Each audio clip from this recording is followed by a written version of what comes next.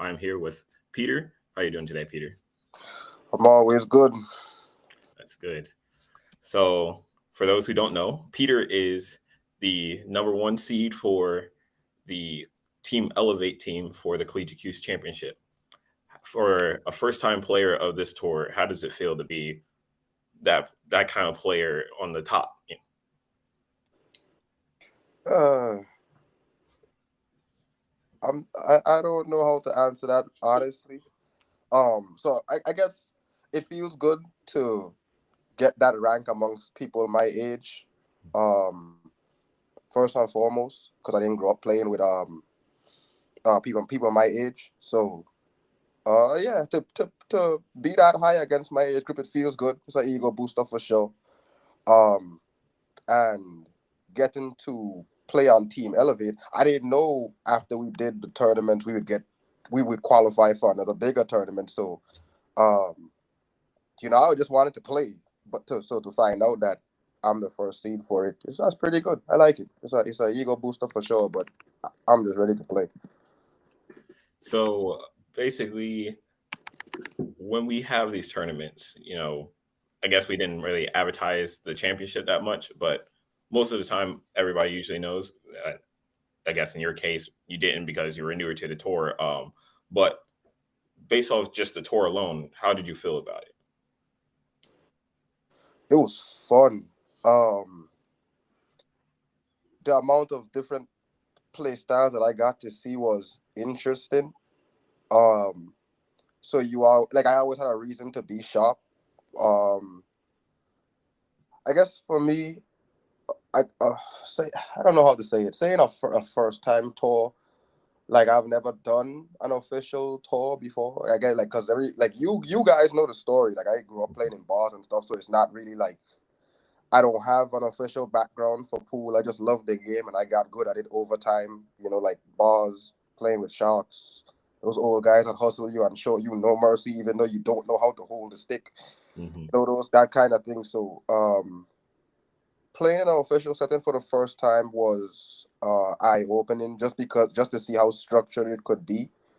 Um and then the amount of different play styles for people my age. What was the most shocking is like the different amount of skill though, because it's like even everybody's college age, everybody's a different skill.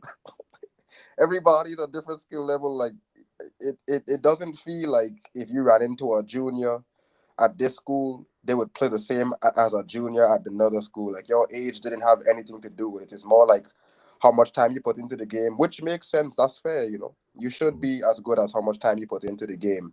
But it was a double shock for me. I was just having fun seeing people my age play, and then seeing the different skill gaps was crazy. And then finding where I fell in that mix was even like crazier. So that college tournament was cool, and it was just like I guess for me, my playing style wasn't really like a thing that I had to return to too often. It's more so just like everybody here can play, so just play your best, Mm-hmm. and that's really it. So, when you first started versus now, who do you think you thought was going to be your biggest challenge versus now? Um, there's two ways to answer that question. So when I first started, I didn't know how big the tournaments were going to be, so I just figured that um it would probably be Alex because I didn't know anybody else. Mm-hmm. And then once I saw how much people there were, I mean, how much different schools there were and how like the one seed started to make sense. Because I really thought it would just be Alex is what I have to deal with. And then once I got introduced to everybody else, it was between maybe it was between you and Alex, and then I saw Hugh. I really want to play Hugh again because we tied 1-1. That man can play. Mm-hmm. Um, so it was between first it was Alex alone, and then when I started meeting everybody, it was Alex, you, then Hugh. After playing all of you, it's probably you. Yeah. So, let's talk about future in pool. What is your goals for pool? My goal for pool is a bit ambiguous at the moment.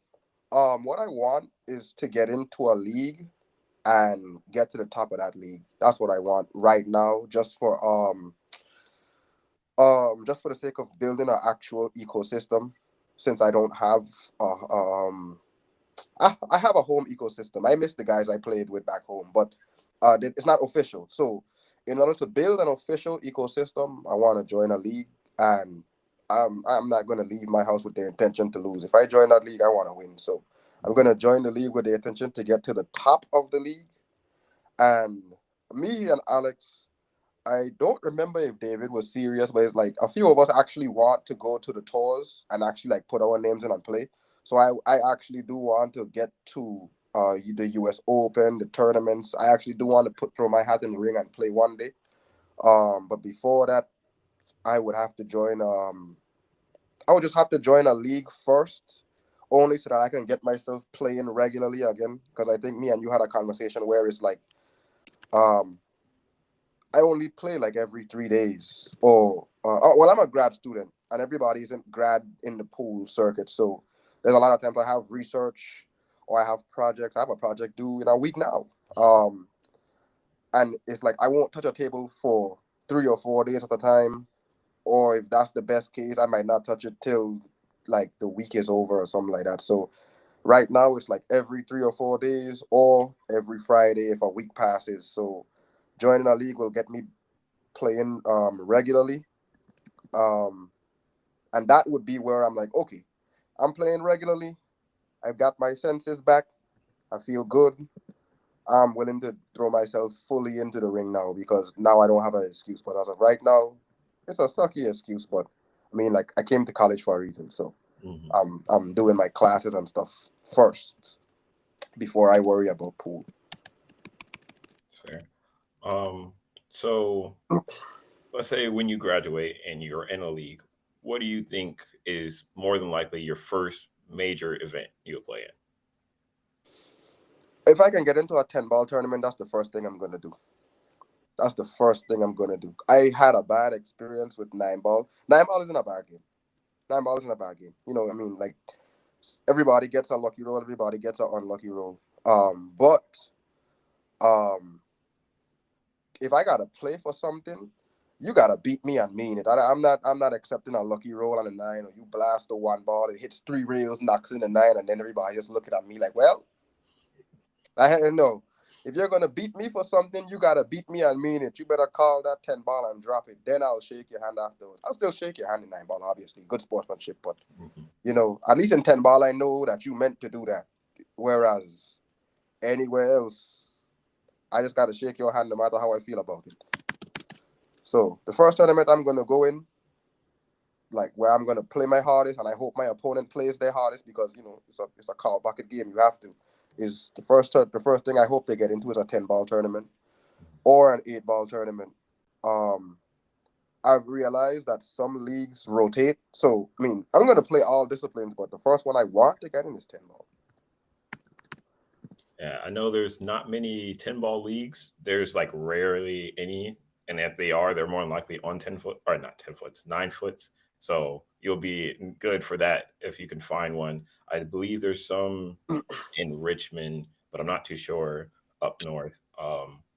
But moving on from that, what do you think is the better option for next year for those who may be coming in or the returning for the tour if we switch from 9 ball to 10 ball?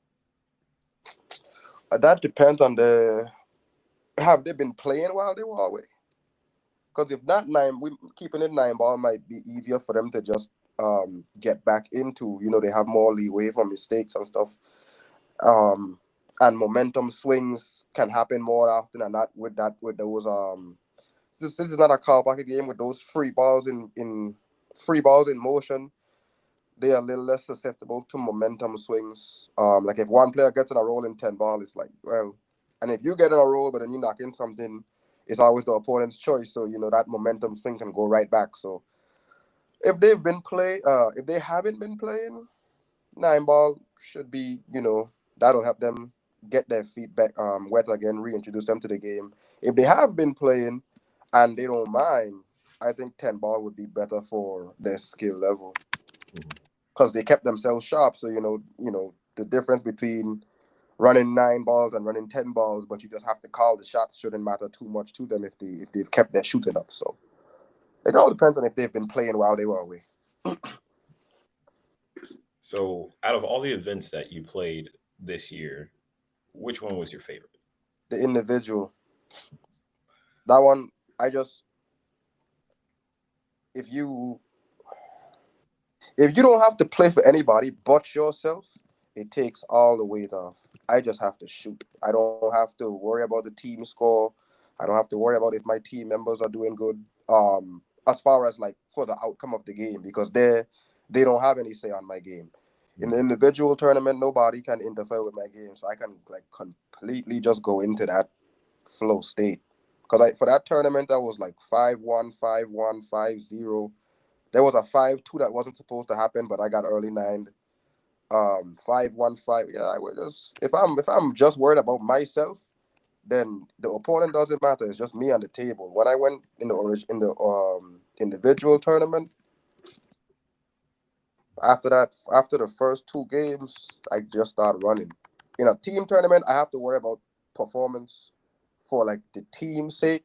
Like I'm gonna try my best to win all my games, and I think for the record this year, since me and Alex alternated 1 and 2 seeds, when I did the 1 seed, I think me and you were tied for best performance because we had like 4 wins and then 1 loss each. And then Mhm. when I did the 2 seeds, every time I played the 2 seeds, I think I was 5-0 or 5-1 or something like that. So it's like for the team tournament, I can play, but I'm always like worried about how well I play affecting the team. For the individual tournament, it's no stress at all. I'm only playing for me. So I prefer the individual tournament. So the Challenge of Champions. Let's talk about that. I No, was you. I was crazy. I like that. I like that a lot. I like that a lot. I'm not gonna lie to you. That was fun. The Yeah, change of location was a bit much in the middle, but we mhm. have to give up the space, so I'm not mad at that. Yeah, no, definitely next year I'm going to try to implement it at least twice, and like actually make a day for it instead of just we're trying to do this last minute and make sure we start on time. Um, Yeah, but let's talk about the actual matches. You I did didn't have. get, I didn't get to see you and David's match, and I don't know where to go to watch the recording, but our match was fun. But I didn't get to see you and David's matches.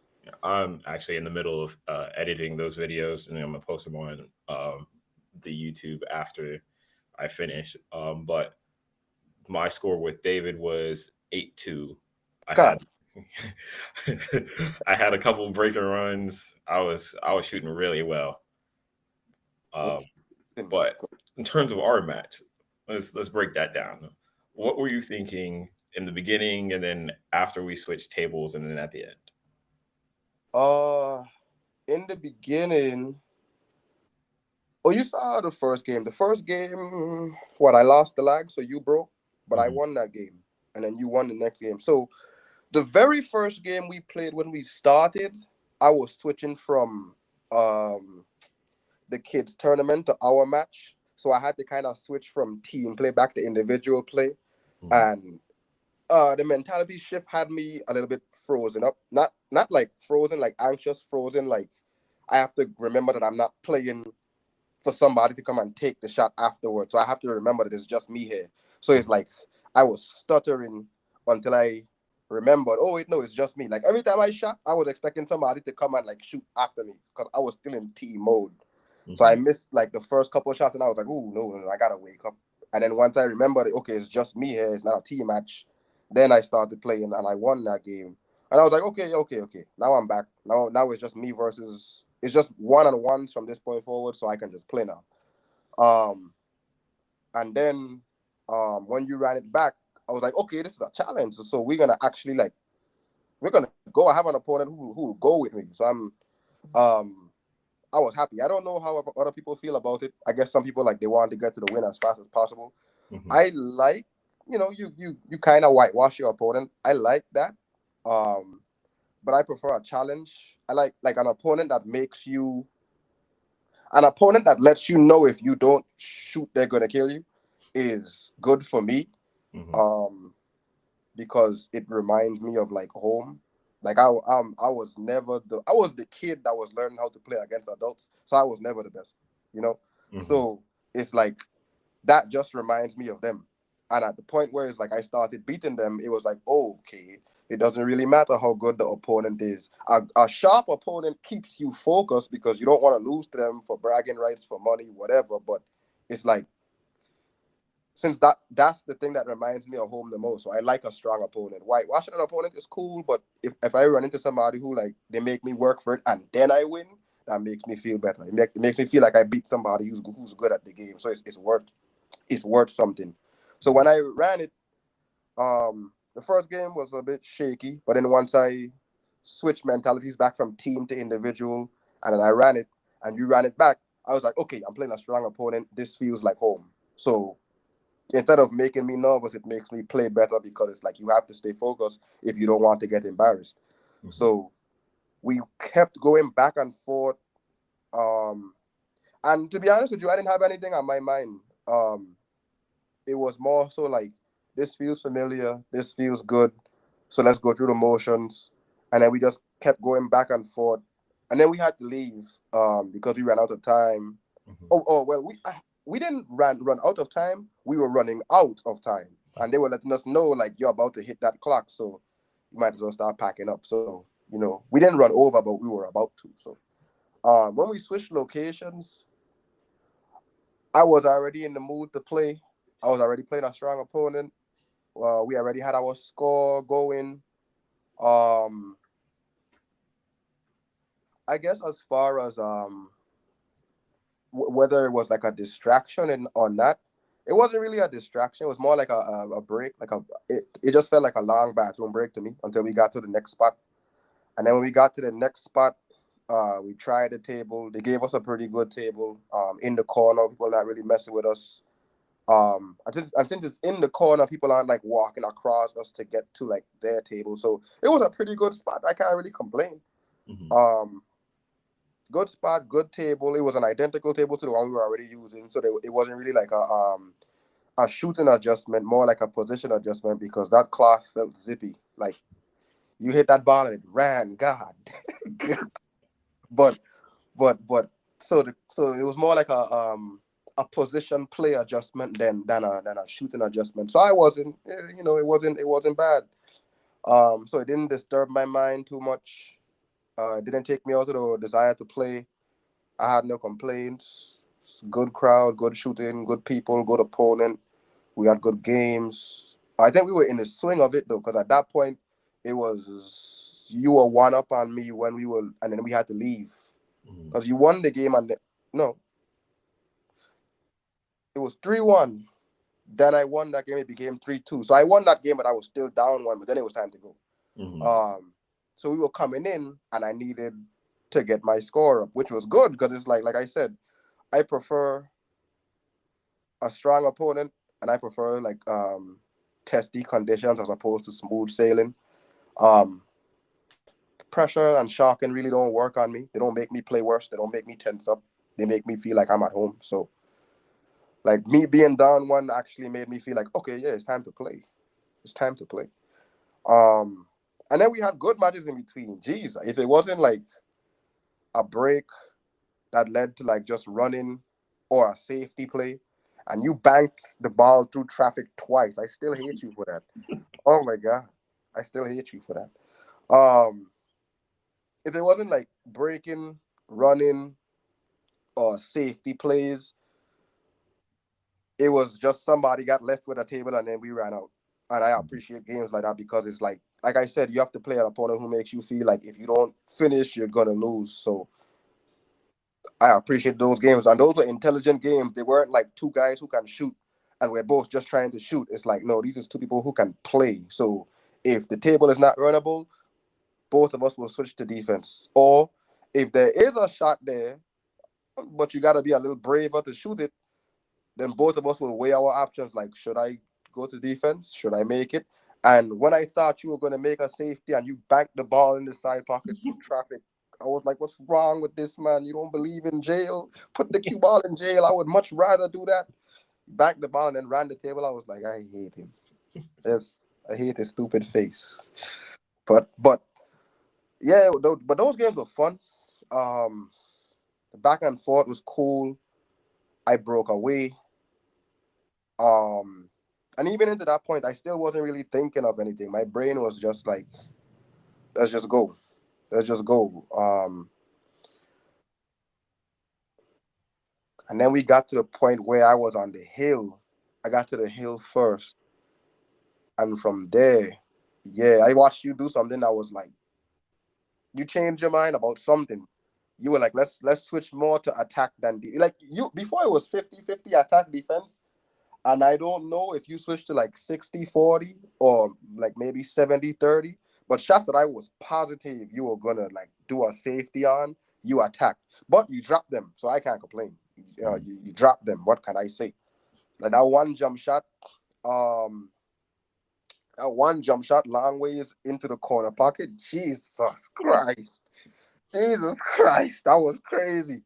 Out like for all the money, that was crazy. I wanted to shake your hand, but then it was like you can't really interrupt a player when they're playing. I don't want to do nothing that like shakes your state of mind. You know what I mean? You're in a flow state, so I have to leave you alone. But to make that jump shot long ways for the money, God, that was poetry. I ain't gonna lie to you. You know what I mean? I like that shot. I don't like that you did it to me, but I like that shot. But and then you started catching up, and then we got to the hill.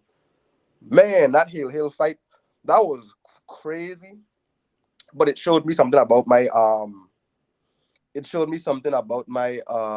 game that um is more of the reason why I want to play more frequently. I was in between thoughts, and that hasn't happened for a long time. I thought I was done with it. Like I thought I had like already gone between that. But it's that kind of thing where they say like, even pros make a mistake like that, where it's like you gotta be sure before you get down. Um so even if you haven't made the mistake in a long time, that doesn't mean you're impervious to the mistake. It's just that, practice kind of reduces the chance of it happening. But when I hit the ball because I was between thoughts and gave you ball in hand on the hill match, that was like that was something that gave me clarity into like a state of mind thing, because I don't have a problem with my performance. Like I said, we were shooting, we were playing intelligent, we were making shots, we were making safeties. So like our safeties were great quality, shots were great quality, decision making were great quality. When we had the chance to run the table, we ran it to all position play and run out to a great quality. I don't have a problem with anything of the play style, but that was a mentality issue at the end that I thought I had gotten over, and apparently it's still in there. So I get repetition will fix that, which goes back to my statement about get joining the league to play more often. Whereas like the more often you play, um, the finer your touch will be, the finer your thoughts will be. So um, that showed me that I need to play more, like more so than any other like fundamental thing. More exposure was what I needed, because taking that shot in between thoughts and then that causing a miss hit, that was a bad way to go for such a great game. Yeah. Well, for such a great race. But that was a bad way to go. So, but that was a fun match. Like no matter what, man, I felt alive. It was something like somewhere in the middle. It was like adrenaline, but it was like a calm adrenaline, because it wasn't like outbursts or like you zipping around or you impatient. It's like I don't know if you've ever felt this feeling where it's like nothing can go wrong. It's like you just go in for the shot, and it's like I can see it. That's the end. I can see this shot, and when I shoot it, it drops. On to the next one. Shoot that one, it drops, and it's like it doesn't matter how hard the shot is. I can see it. It's like somewhere in the middle. I saw you do it too, which was nuts. I was like, man, I thought I was the only one. Nah, he's awake too. It's like somewhere in the middle is like we were like on fire, and then we just like it was run out, break. You don't run out, safety. The other person has to kick or jump or like you gotta play if you want this match. Not even the set, just this one game is like every game in the middle felt like a tug of war. Like if you want it, you gotta play. This Mhm. person is not gonna give it to you, bro. That our Challenge of Champions match, that was fun. I have no complaints. That was fun. Yeah. So moving forward, we still have two more to go. Uh, Yeah. yeah. Next up is nine ball. Who do you think is the favorite to win that? Who was the champion for 9 ball? 9 ball Dave. is your, but 10 ball is your 10 ball is mine. David is nine ball. well, I'll give it to the champ.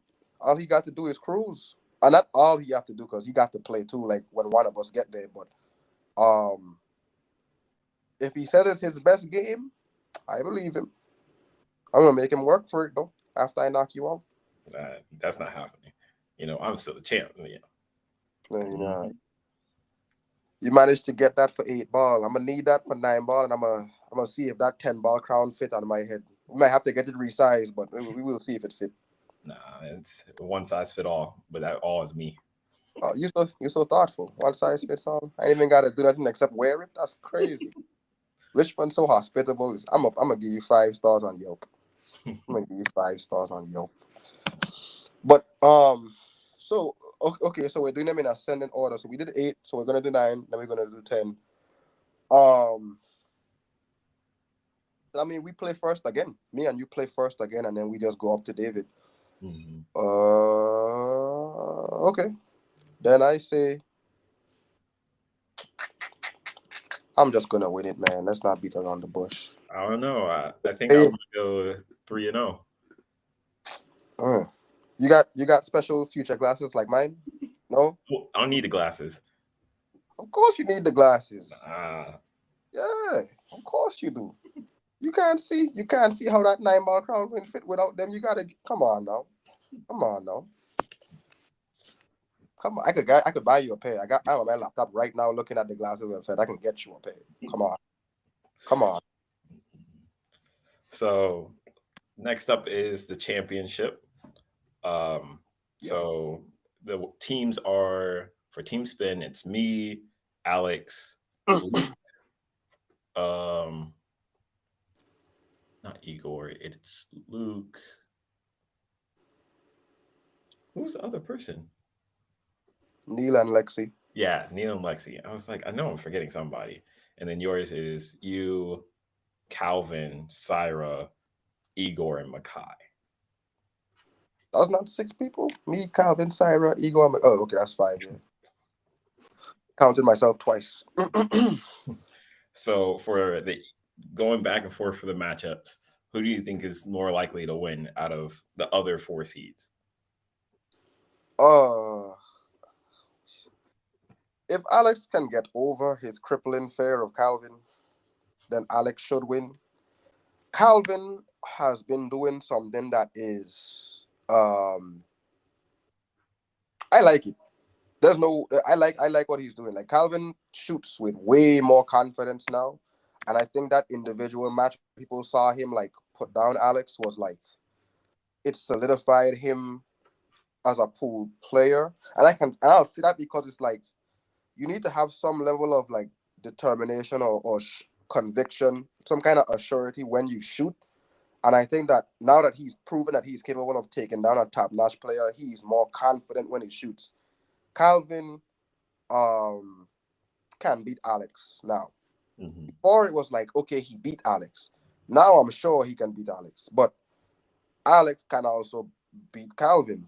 So it really depends on this will be like a rematch of the exact same type where it's like Alex's state of mind will be the deciding factor.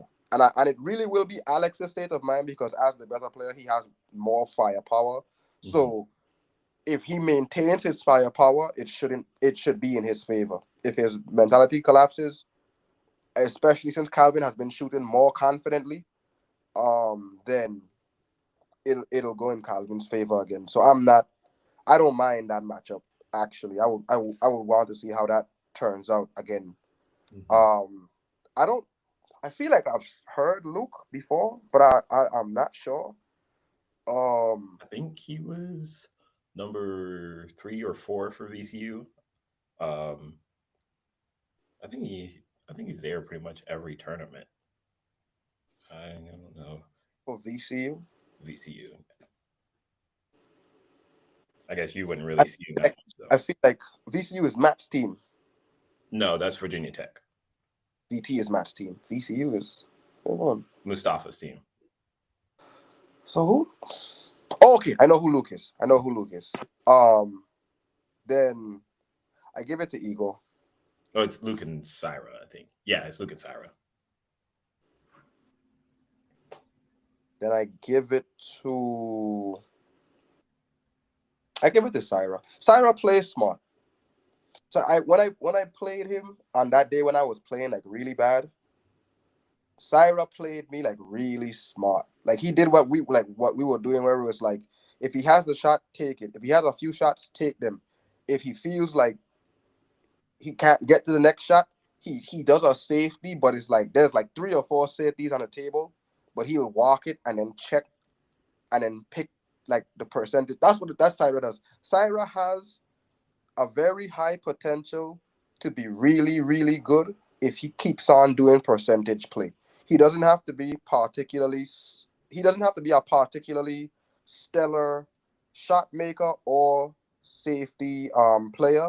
He's well balanced, so all he has to do is stick to like the higher percentage play style. So if he gets really good at playing robotically, Syra could be really, really good. Syra's best weapon is like his percentage play because he doesn't commit to either an overwhelming offense or overwhelming defense, and he doesn't let them like taint his play style. Like, oh, I'm known as a shooter, so I gotta shoot, or I'm known as a defender, so I gotta defend. He's like, just pick the smart one. That is deadly at the high level. So Syra is really smart. I give it to Syra. If he continues to play smart and like doesn't let his like nerves get him, I give it to Syra. Syra is like one of the smartest players there. He just needs to hold the line, if that makes sense. Mm-hmm. Um, um, It would be Neil and Igor next. I give it to Neil. I give it to Neil. Yep. Yeah, He would beat me in Igor. this tournament. Yeah, Neil can play. I was telling Alex like Neil has like some of the best play potential I've seen aside from like um Hugh. Like where it's like formless, that like formless shooting. Mm-hmm. Neil has some of the best play potential I've seen based off that formless shooting, but it's like it randomly goes up and then down, and then up again, and then like it'll stay up for like 2 or 3 games and then come down. And it's like, what is going on? I just watched you wash somebody, and now you make like 2 shots and then miss. Or you make like 3 shots and then miss. And then he played me a game and he almost ran the table. And I'm like, where was this when you were playing the other guy? What's happened? So it's like Neil can play. Neil's highest gear is up there. Neil's highest gear is up there. But it's like he gotta hold it. But his highest gear is up there. He can play. Um, I put that highest gear above Ego. Because Ego has a maintained standard, which is good. So Ego will never be bad. But it's like to jump the gears, Neil's gear. I have to say Neil's gear is higher than his. Mm-hmm. I give it to Neil. Um, and then who's our last person? Lexi and Makai. Lexi and Makai. Well, you got to tell me. You're more familiar with Makai. That's your boy. So how you feel, Lexi, Makai? How that look? Um, I don't know. I feel like Makai has a lot of potential. I mean, he only started last year, so I mean, he's gotten a lot better since the first time I've seen him shoot. But then again, Lexi is very consistent. Like she almost beat me when we were playing at Virginia Tech. She's not somebody to sleep on. So if you give her a chance, she's running out. But I don't know, Makai, he's gotten a lot better, starting to play a little bit smarter. Like I've seen him just go and shoot. He'll like whitewash one of their teammates, and then he'll stop caring and still be beating them with ease. And I'm like, where is this during the tournaments? So I mean, if he's on the same path as I think he is, I think he has a good chance of beating her, but it will be tough. But I would give it to Lexi just because I know how good she plays. Yeah, I played Lexi too. She nice. She tried to run off with a rack on me, and I was like, I had to bring that back. And then she went to actually ran off with a rack on me, and I was like, God, I was trying to hold the line, and she stole it. Yeah. Yeah, she's really consistent, and like we've even went to like an actual tournament up in Lynchburg, and she got first in her division and then got like third. I was like, oh, okay. Like she Yep, was snapping it off. yep, So yep. she shoots really good. Open hand to cheek across every player there. She like, I'm gonna beat y'all just to let you know. Just to let you know, it ain't sweet out there. Yeah. I like Lexi though. Lexi can shoot. She got like a straight shot. Yeah, she's Yeah, very she did like Karen on me that I'm still upset about. so the championship is a race to 14. So what do you think the score outcome will be? Um, I don't know the layout of the events though. it's I it's it's similar to how we do our regular tour, like the team matches. So it's the Moscone style, uh, the full team match, singles, doubles, and then it just switches back to that. Okay, so a full team match, then singles, doubles in a race to 14. 14. That playing field is a little.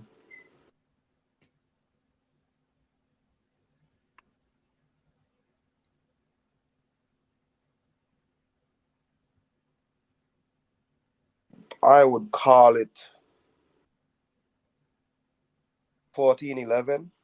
The final score would be 14-11 in either direction. In somebody's in one of our directions. I can't with confidence say it's us or you guys. I just know because of like there's like a very clear skill gap in the teams. Hmm. It's gonna come to a point where it's like the stronger players are gonna have to defend themselves, which means either way it's gonna be between the four. It's only gonna be 2 points, one direction, and then the other guys have to scramble, and then we do the doubles. Um,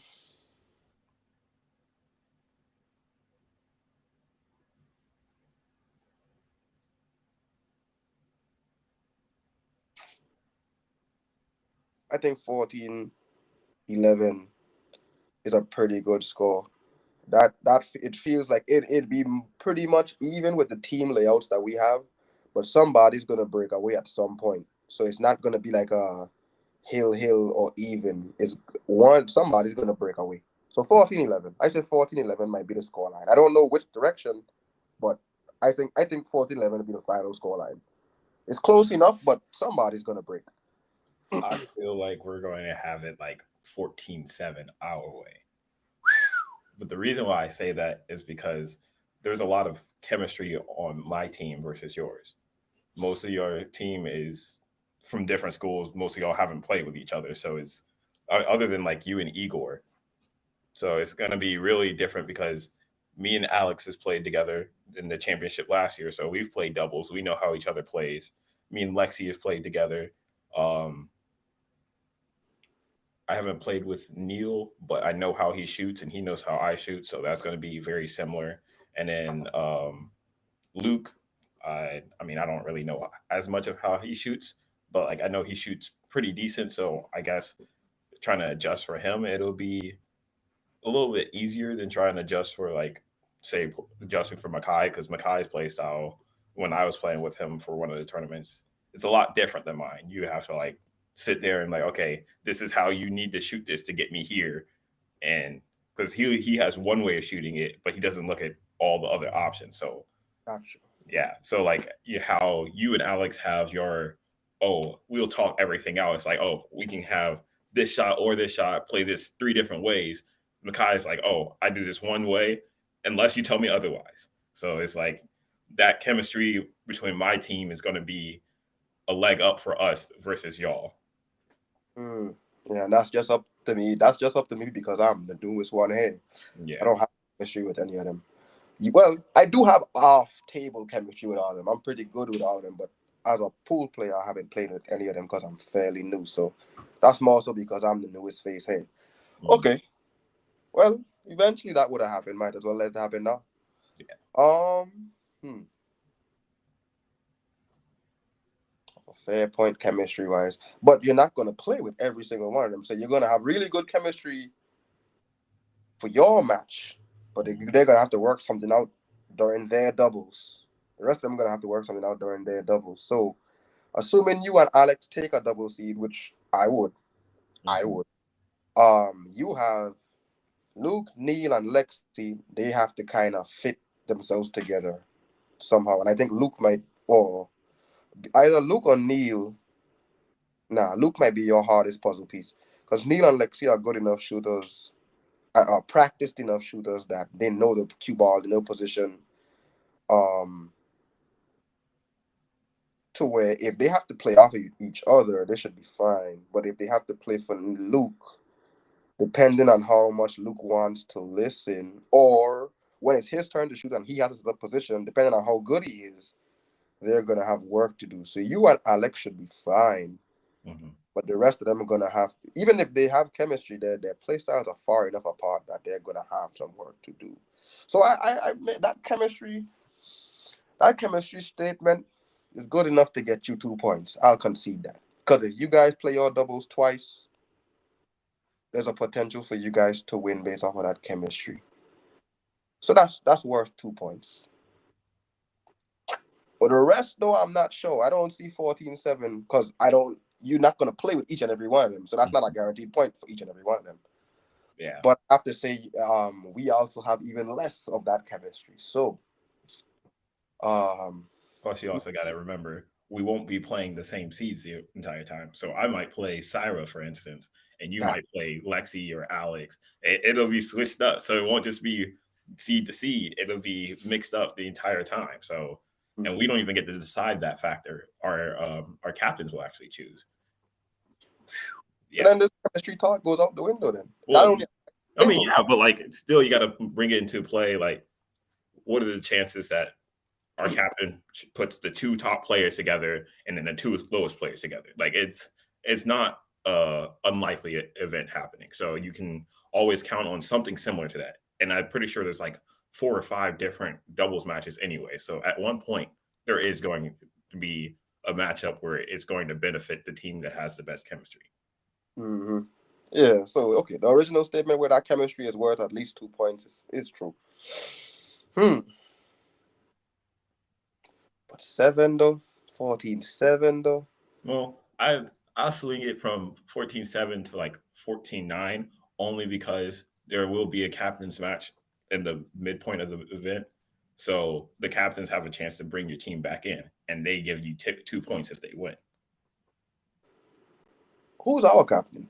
One of the guys that plays League with me, his name is Ray Wiggins. His Fargo is like a 521 something. He just went down recently. He's never been under a 530 his entire time playing, and he just went down recently. Mm. Oh, I mean, I don't know the guy. I don't know how much faith I should have because 530 to me ain't that high. I think Yeah, I have somebody gave me a provisional one of 530, but it's provisional. That don't mean nothing to me. yeah. Well, he's around my skill level. Like on paper, he's 530, but like actual experience, like he's been playing for years, and he's definitely has more experience than our captain, which is also a buddy of mine. Plays on a whole different league team than me. So it's the dynamic is going to be different because I know Ray plays very smart, but Quan is a shooter. So Quan's like me and you, like you give him a chance, he's out. But Ray is like, okay, if I don't got a shot, I'm not going to take it. I'm playing safe. I'm locking you up. So it's like, how do you really gauge that? You can't really say, okay, he's a better offensive player. He's going to win if you have an even better defensive player. Like, That's true. Can't shoot if you're in jail. yeah, Um, well, you can shoot. It's just gonna be disgusting if it drops. That's because you know them. two rail and three rail kicks or the jump shots. Yeah. Oh, they're beautiful when you do them. They're terrible when somebody does them to you. Yeah. Oh man. So well, okay. So then if that's the case, that's an interesting match. I like watching interesting matches. I like playing interesting matches. So, having a captain that we can count on. Mhm. You know them better than I do, so I'll take your word on it. But it sounds assuring to me having a captain we can count on when it's time for the captain's match. Um, but then I don't know. I'm looking forward to what my first tournament is gonna look like. Mhm. I I don't know. I don't know. I want to talk trash, but I can only account for my games and then my doubles, which means I can only qualify my points, and that's Mhm. still if we rotate games. The most a single player can bring in is around 3 points, and then if you Yeah. do the doubles, that's like you can't really say you brought it in, but Mhm. you will play at least twice in the doubles. So the most a player can bring in is around 4 points, around that. Because if it was five, the score would look funny. It would be all over the place. The most a single player can bring in is around 4 points. So even if I wanted to talk trash, even if I won all my games, that would still only account for 4 points. So I Mhm. wanted to talk trash and act like it's like a big decider, game changer, but I can still only account for about 4 points. So I'm not sure what it'll look like. I'm interested. I want to say we'll win. I'm gonna talk my trash. We win 14, 10, 14. You gave us 14. 9. I'll be better than that. 14, 11. I'll stick with my original statement. But um, realistically, I'm actually looking forward to what that score will look like. This is a whole new field. Like you said, there's a chemistry difference between the teams, but that's more so because I'm new, so I haven't had the chance to build any chemistry with them. Mhm. Um, so I can't hold that against, and I wouldn't hold that against anybody anyway. Um, but it is something that we have to think of going into the game because now my thing is if I'm playing on a team, I like to keep morale up where it's like um if we're playing doubles, you got to keep a poker face, or I'm always gonna tell you good shot no matter what.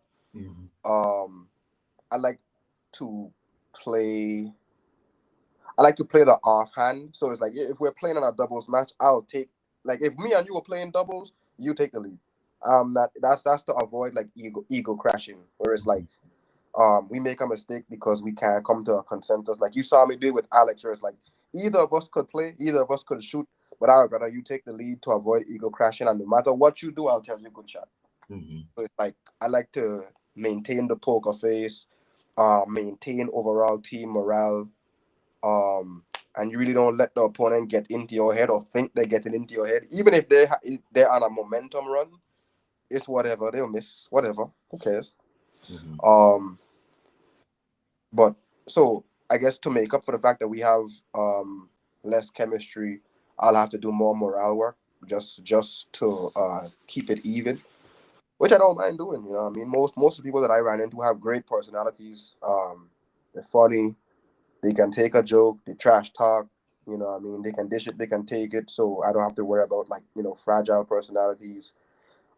Everybody knows the game, so it's never really like you're smothering somebody or trying to make them feel like you know more than them. You might know a better way to end up with something, but like the way that I've heard them speak and interacted with them, they don't ever take it like you're trying to like talk down to them or overcoach them or smother them.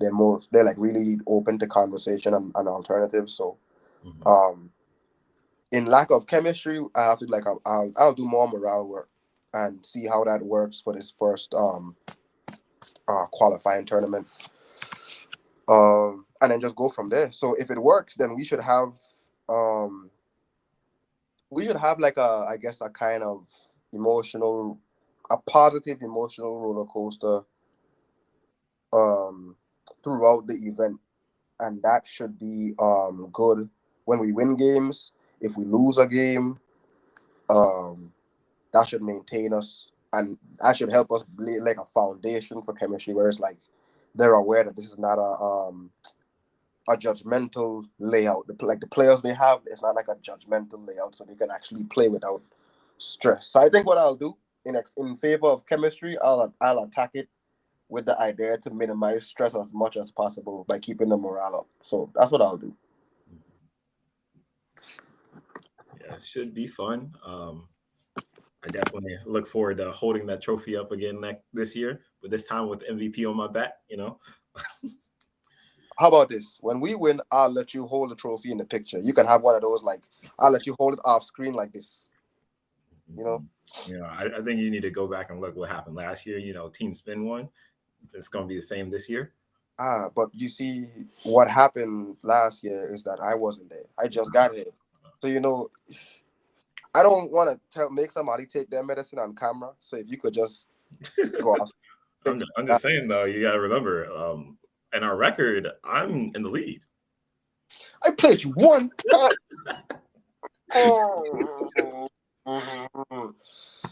Oh, I can't wait to play you more as time. Well, that actually depends on UVA's layout. We would have to, if Alex maintains the 1 seed for mental sharpening, then me and you would more likely run into each other in the individual than the team match. Mm-hmm. Because we had that discussion already, where it's like Alex maintains the 1 seed for practice reasons. So for me and you to meet, it would be when the next individual happens, as opposed to like the team format. Because you and Alex will just be sparring in one spot. Yeah, I keep beating up on Alex. It's no worries. I'm not worried when our captain holds up that oh yeah, what is the what is something that's supposed to happen when we do like the team matches and our team wins? Because when we did the individual, they gave us the stuff for winning, but I don't think we've ever gotten or I've ever seen a team get anything for finishing first for the team tournament. We haven't had a trophy made for those yet. Okay. Currently trying to get them developed now, so hopefully next year we will have them. But this year I can actually show you the trophy for the championship. Bet. Now, show you what I'll be holding again this year. Yeah, I know you have to hold it in order to give it to me. That's how. No. That's not my job. You see that? Champion. Hold on. You gotta bring it back slightly. Like the glare is. Can't really. Okay. Yeah. But you see that? Champion for me. Yeah, because I'm the champion. Just remember that. You did you hear what you said? Champion for me, because I'm the champion. I couldn't have said it better myself. Thank you. Mm-hmm. See, I know people in Richmond were hospitable. Yeah. I think that was all I had. If you have any questions or comments. Nah, I'm ready to play. I'm always ready to play. How did the teams get picked though? Like, is it? I mean, I know it's picked from like the top 10 or top 8, but like, how did the actual, how did Alex? Yeah, exactly. How did it end up on your team? Okay, so how it goes is the two people who won the individual tournament. So I won the first one, so I automatically go to Team Spin. And then you won the second one, so that you went to Team Elevate. So every semester has a specific team that those winners go to. Okay. So that's how we went to our teams. And then for the next 4 spots, it goes down in ranking order. So it's the highest up, not including any tournament winners. So we were automatically out, even though we were 1 and 2. So the next was Alex, so he goes to Team Spin. And then it was Calvin, so he goes to Team Elevate. So it literally just alternated like that for the next 4. And then the last 4, it was a captain's pick and, well, technically they were both captain's pick, but it was a lottery pick and a captain's pick. So the captain chose for both of your members. Got you. So we got what was his name? We got Makai and Syra. Well, Syra placed there. Igor got chosen. So we got Igor and Igor and Makai. Yeah. Okay, cool. I like it. Well, I have a Russian, so I don't know what you're gonna do at the tournament. But you know, I hope you leave in one piece. You know, You leave in one piece. We know how Igor gets. man. Listen, that man. He's the man. You understand? Um. Oh, where? It's Q Masters Diamonds. Where is the tournament gonna be? Is that Q Masters? Okay, that's fine with me. Cause I wanted to go back there again. That was a nice spot, really. Are we playing in the back or are we playing in the front this time? In the back. It'll always be in the back. Yeah. They always blocking our shine, bro. Well, it's the most secluded, so we're not getting distracted. So That's fair. That's fair. I'm not gonna lie to you. Are we gonna have like if it's gonna be like a all day thing? Oh wait, do you think it's gonna take all day? Like how yeah, long did it it's last time? definitely going to take all day. you And thought that's the not you that's thought not the like individual ones are long? That one's long because it's all on one table. So it's oh really my god. I forgot about that. yep. There is no going automatically play it again. No, you gotta sit there and wait. I forgot about that. You're right. You are indeed right. It's the TV table. Mhm. Well, when we're not playing, can we like shoot on another table? Or So we should have some extra tables. There will be another event happening at the same time, so we're limited to how many tables. But if we can't have another one back there, you can always just go out in the front and practice on one of those. I'm pretty sure they'll be all right with us doing that. But yeah, you'll always have time to practice in between matches. okay, I can live with that. I can live with that. Um, hmm, okay, that's it. Oh, since it's what? It's 10 of us. Hmm. What are you guys doing for like? What are you guys doing for like lodging, Airbnb? Now we're trying to figure out now. I know it'd be you, Alex, Igor, Syra, Lexi, and Neil that'll all need a place. So we're trying to figure that out now. If Alex can find something, he'll let me know, and then we'll figure that out. If not, then I'll look at hotels that have cheaper rates and stuff like that. All right, bet. Just let me know. Cause I was saying if we're doing an Airbnb or something, or if we could do an Airbnb and it's like all of us just kind of put in for it, then we would have a place to stay, just crash. The only thing is that we have Lexi, so we have to like she'll have a room and like Hmm. that's her room. Yeah. Um, but I wanted to ask. I just wanted to make sure what it was looking like, and that's the 25th and 26th, which is fine by me. I 26 and got 27. all my stuff out of the way. I should have all my stuff out of the way, and I got a final exam on the 28th. So the tournament doesn't stop me from doing anything with the date that it's at right now. So Mhm. I'm good. All my lights are green for the tournament, so I'm good. Which is perfect timing for me because I literally go to Vegas right after the tournament. So When yeah, are you playing? 29th. God. So you okay? So the Vegas. Oh wait. So you're not going to? No, you're going to the Vegas qualifier. Is that the one? Yeah, that's right. That one is what, a week or 5 days? A week. A week. Hmm. Yeah. Good. Well, I don't want to say good luck because skill and luck on opposite sides of the spectrum. Kick their butt. Yeah. Yeah, Come on, that's it. win. Don't forget luck. Destroy them. Forget luck. Destroy them. Yeah. I just got to get used to my new shafts before then, though. You got another one again? Come on now. No, actually, last weekend I played in the state 9 ball bar box tournament, and somebody bumped into my cues and knocked it over, and the joint on my shaft snapped. Mm, Yeah, that's an expensive story. yeah, it Uh, was not good at all. And then I still had to play a match right after that. Luckily, I had my P3 in my case, but it was not the same. I lost the 2 matches.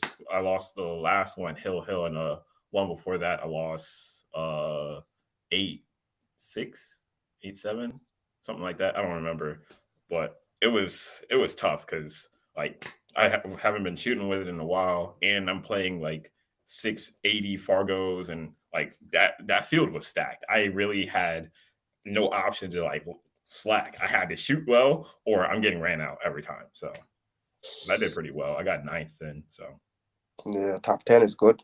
yeah, Top 10 is good for breaking your stick in the middle. Well, not you breaking, but getting your stuff broken in the middle. Top 10 is great. yeah, Ah, forget that though. We're going on to Vegas. yeah. So wait, but okay. For the next month, are you working on like getting that stick repaired, or you getting it replaced? Like you just gonna get another one? I'm gonna get another one. It's a custom cue maker, so that one it's almost impossible to fix. I mean, I'm gonna try, but it's almost impossible. So I got a replacement or a temporary replacement for now. It's a Jacoby Killwood, but the other one feels a lot different. So I definitely want to go back to that. So after the expo in Pennsylvania, I'm gonna get the guy to make me another one because that's $500. That is not something cheap. So Yeah. Half a band is never cheap. I ain't gonna lie to you. Rough. yeah. So wait, you said the Jacoby one feels different from this one. So is it like a different size? You ever done No, a it's the same diameter. The only difference is the length is an inch short. So the one I had was a 30 inch. This one's a 29 inch, and I I feel like it has more stiffness to it than more of that deflection that I'm used to. So it's not too bad, but it's just gonna take a little time to get used to. Yeah, it's one of those like noticeable things. Yeah. Yeah. I know the feeling. Since I got that, since I got the ferrules fixed for that stick, um, the same wood shaft that I took into the Challenge of Champions, um, every so often when I'm firing like a long straight shot with draw, I can feel it, and I'm like, wow. See, because you know the ferrule was cracked, but I was playing with Mhm. that, so it's like I got used to like how it transferred power, and now when I had the full solid ferrule.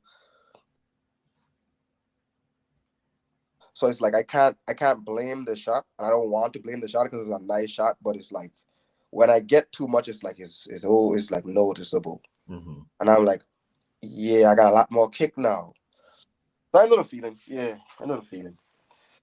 I hope you get a stick that's close to the one that you're used to. That one, oh yeah, I know the feeling. You get back to home quick. Yeah. So like when you go to Vegas, you're gonna be shooting like immediately, or you're going like a day early to like or a day or two early to get on the tables and then jump in. Like what are you doing? They send us up a day early, so we get up there. We have the day to like go sign up everything, and then like practice for the day, and then the very next days. Wait, actually, I might be wrong. I think we actually go up there the day of because I don't think it starts until 5 p.m. and I think we get there around 2. So I think we get there, we sign up, and then we warm up, and then straight to play. Because I think they said there's about like 120 some different teams that's going. Yeah, it's packed. Like they're so packed that the hotel that is in is so packed. We had to go to a whole nother hotel. Yeah, if you didn't sign up early, there's no more rooms. Yeah, But that's teams though. So you went for so for that APA Masters. the individual and team events in the same building. Yeah. So I didn't qualify for the singles one. Unfortunately, I was this close. I played the qualifier tournament 2 months ago, and I got to the finals, and the dude racked me bad every single rack.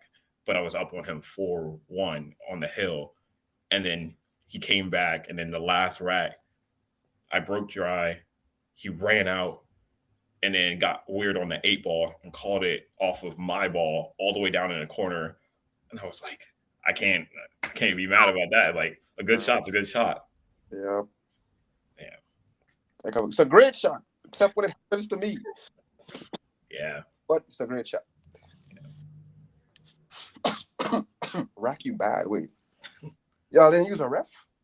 Well, no, because it was APA, so we our opponent racks for us, and literally every single time I broke, there was 5 balls stuck to the 8 ball, and I was like, "What in the world is this?" What in the world is that? Yeah, every single break I had, it's terrible, but it happens. It does happen. That's crazy though. But Well, since you're going up there now, you're gonna do your thing. I believe that. Yep, of course. I ain't going to lose. Hey, we don't leave our house believing we're gonna lose. We never do that. Hmm. So you walk in with okay. So you're gonna get the Jacoby. Hopefully, get the other stick ready. You have the P3 on you. So I mean, well, I guess for now you can practice with the P3 as a spare, just to like stay used to it. Or Yeah. got you. 'Cause that's at least three shooting spares, and nothing happened to your break stick, right? You're still good. Nah, my break and my jump is fine. Actually, I just got a new case just to make sure nothing happens. Now this one actually stands up. It's a hard case. Like I'm good. Okay. Gotta make sure. Yeah. Especially because when I went to Illinois, I had my case in my luggage and they lost it. And I was like, what? Uh-huh. Yeah, they lost my whole stuff in Chicago and I didn't get them back for like almost a whole week. But hold on. So when I travel with my stuff, I just bring my case into the plane as a carry-on. They didn't let me. Oh, because Alex has told me that too. Like where they separated him from his case. They had to put it in the back of the plane or under the plane or whatever. And I'm like, the two times I've traveled with my case, I brought it onto the plane with me because I normally just ask them like, hey, is this small enough to count as a carry on, or do I have to check it? And normally, like when I show them the pool case, they'll ask like, what is it? Like, is it a pool case, golf clubs, whatever? And I'm like, it's a pool case. Like, it's nothing but like thin sticks in there Hmm. and three balls, and that's it. And then they're like, it should be fine. And then they ask the staff, and the staff are like, it's fine. So I'm like, I don't know why you guys keep getting separated from your pool case because it's both times I just asked the people at front, and they were like, that's not big enough to be um a check-in. So Hmm. you should be able to get on with it. I Yeah, flew American and Delta, so that's two separate plane lines that just gave it to me. I don't know. yeah. I'm What are gonna you? ask this time because they paid for it, so I'm just gonna make sure because I'm not putting it in there. I Yeah. refuse. I can't have that happen again. When you go to the front desk, just ask them. Wait, because like what you want to do is like they're like, don't ask them if it's a carry on. Uh, don't ask them if it's a check in. Ask them if it's big enough to be a carry on. Because it's like because I think whatever they do is like they'll go and actually check the size chart, and then they'll realize it's not big enough to be a carry on, and Hmm. then they just give you like the wrap for it, and that's it. So then just ask them. That's what I say. Because if you like just assume they're gonna make you check it in and then you check it in, that's when it sounds like all the bad stuff happens. So, Yeah. but you have to ask like the actual person at the desk. Like don't ask somebody else or like the people in TSA, not TSA, but oh, I forgot the name of the other guy. Either way, ask the people that are actually at the desk because Hmm. they normally give you the little uh slip for the bags. Hmm. And you should be good. You should be good. Are you flying Delta, American, or what? I think they're making us fly Southwest. Southwest should be fine. Southwest should be fine. Which airline owns Southwest? I don't know. I don't really fly that much, so I'm not really sure. Got you. Well, I think you should be fine if you ask them. Just like tell them like to size it like a carry on. Hmm. You should be fine because I saw your pool case before. Your pool case isn't like overly stuffed to the point where it's like chunky. So if you bring it, it can definitely fit in the overhead because my pool case can fit in the overhead. So Hmm. you should be all right. Yeah, we'll see. All right. Well, I think that is all I have, and we are over an hour, so we'll cut Oh, it here. okay. But it's great to have you on here. Definitely would like to have you back. And for those who's watching, thank you for watching, and we'll see you next time. See you next time.